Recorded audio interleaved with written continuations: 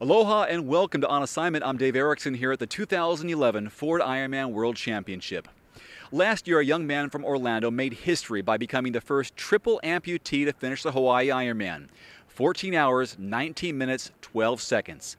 There is no doubt that Rajesh Durbal has the heart of a champion, but it's his character and faith that defines him. We sat down for a talk outside Lava Java earlier this week. What do you remember most about last year? Last year, just coming out here and just seeing all the stud athletes and being totally intimidated.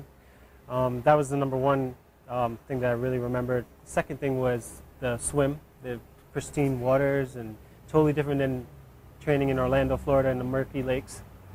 Yeah. Why were you intimidated by all the athletes? You're here. I didn't think I belonged here last year. It was my first Ironman. I've only done 2 halves prior to this one, and I got the slot.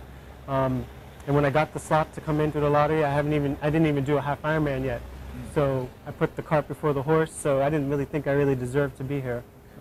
Well, you obviously deserve to be here because you finished, but let's talk about your story and your circumstances, I guess you would say. The first triple amputee to finish an Ironman. Were you born like this? Yes, I was born like this, congenital deformities. When I was born, doctors don't know exactly what the cause was, but they amputated my legs and put a bone in my my right leg. So I had gotten a surgery, I think I was 6 months old, and then I was in a full body cast for another 4 months, up until I was a year old. What was childhood like for you? Childhood was many different emotions, very, very tough.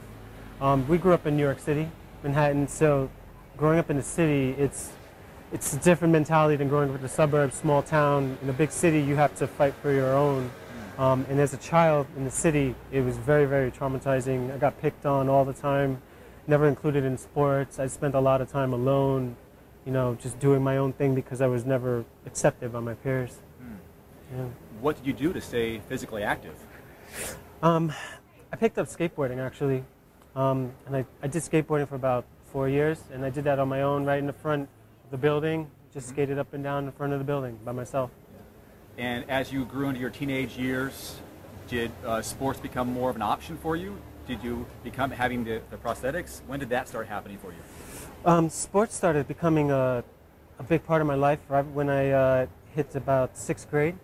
I had hooked up with a local amputee peer support group in the hospital of special surgery, and it was by a nurse that started this group, and she basically put together this amputee support group, and she took us out to Hofstra University to compete in the physically challenged games. So that's when I really got my introduction into sports. So I competed in track and field, and I went to ski. And we did it as a group, all challenge athletes. Is there an area that you excelled at most? I was good at the 100 meter. I had broken the world record at that stage in my life. I was 15 years old. Yeah. And I also loved skiing. I was really, really good skier. So you've really taken this and made the most out of it.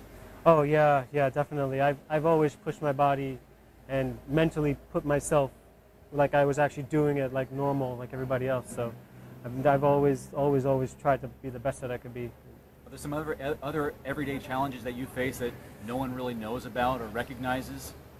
Oh yeah, definitely.